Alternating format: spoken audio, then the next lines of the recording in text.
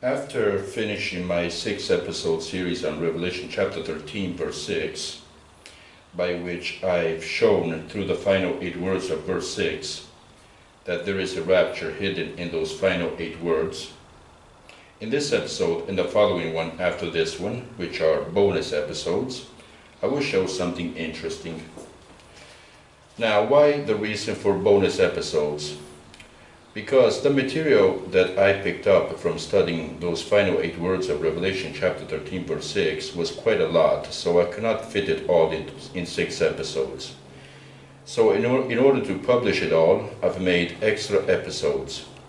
This episode and another one following this one will be extra episodes, both relating to Revelation chapter 13 verse 6 rapture.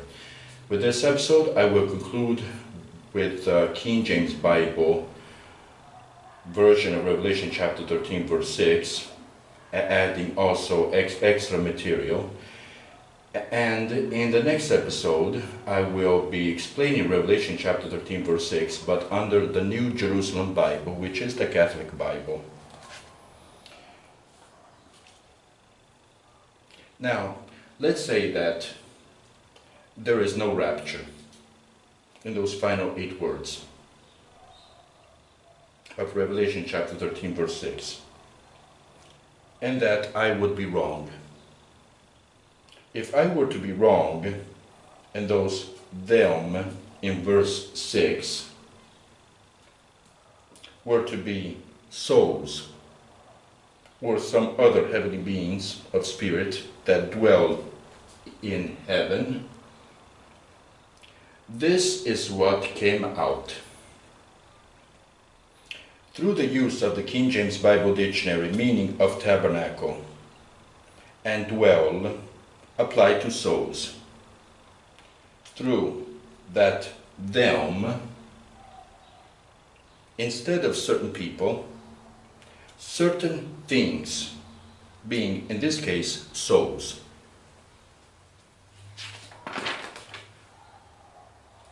This chalkboard is an alternative interpretation of those final 8 words of Revelation chapter 13 verse 6 applied to souls as the them that dwell in heaven. Before beginning, I have written on the upper left side of this chalkboard an example of the verb dwell in Scripture, according to what the King James Bible Dictionary gives us for the meaning of the verb dwell.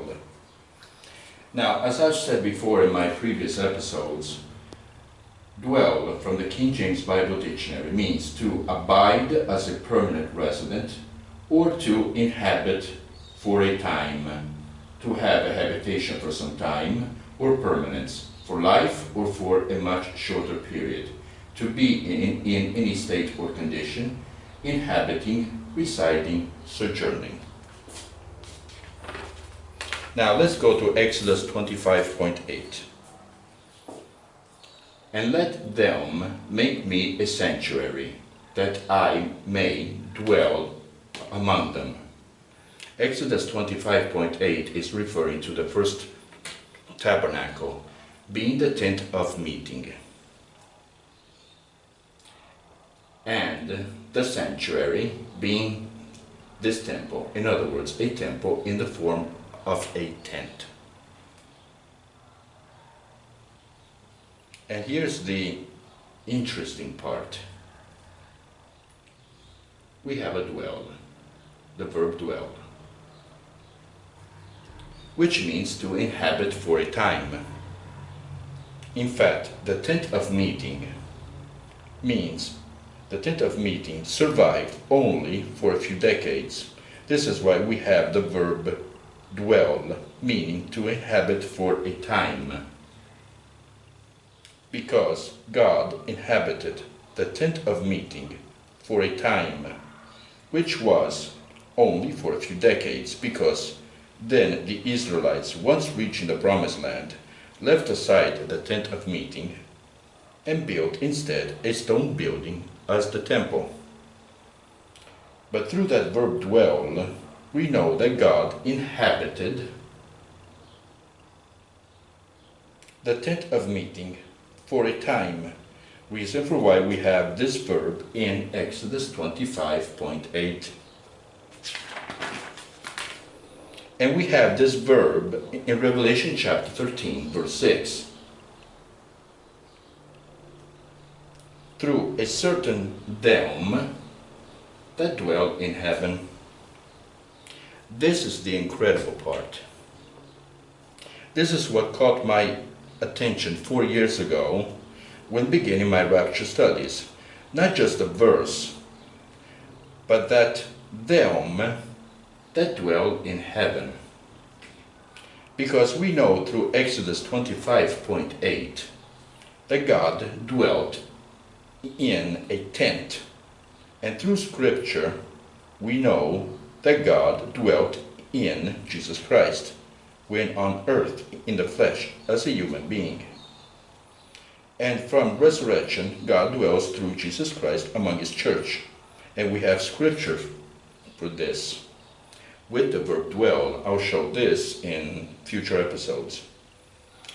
Why dwell? Because God inhabits for a time. Dwell means to inhabit for a time. God dwells in His church because the most time you could give to the verb dwell or to inhabit for a time would be a lifetime. To what the King James Bible meaning of dwell gives us. God would dwell through Jesus Christ in His church for the lifetime on earth for that person or persons which are His church. But to have a them that dwell in heaven is the opposite. Not God dwelling on earth through His church, but His church dwelling in heaven. And Revelation chapter 13 verse 6 is future. His church dwelling in heaven, in other words, inhabiting heaven for a time. Souls don't inhabit heaven for a time, but are in heaven for eternity. Whatever is inhabiting heaven for a time, or having a habitation for some time, or having heaven as a habitation for some time, could not possibly be souls. Because dwell, at the most, is a lifetime, and souls or any other spiritual beings don't have lifetimes, but are forever, for eternity in heaven. In fact, to dwell is also for permanence, but as a lifetime, or for a much shorter period. Dwell also means inhabiting, residing, sojourning, which is not obviously the condition of the soul in heaven. Because if you apply the verb dwell to the condition of the soul in heaven, then that soul would be in heaven for the most a lifetime, in terms of a human lifetime on earth as a living individual. Now, here I have two examples. Revelation chapter 13 verse 6 applied to the church as living people in the case of a rapture. And here instead I have Revelation chapter 13 verse 6 applied to souls. Now listen very, very carefully. His tabernacle being the heavenly tabernacle, but the word tabernacle from the King James Bible Dictionary means a temporary habitation. Them as the church, living people that dwell in heaven, inhabiting heaven for a time. The church would be in a temporary habitation, inhabiting it for a time, meaning rapture. And what is this time? The 7-year wrath on earth. Now, And this makes sense. Revelation chapter 13 verse 6 applied to souls. Tabernacle, heavenly tabernacle, as a temporary habitation, because tabernacle means temporary habitation. Them, souls that dwell, inhabiting for a time. Souls inhabiting for a time.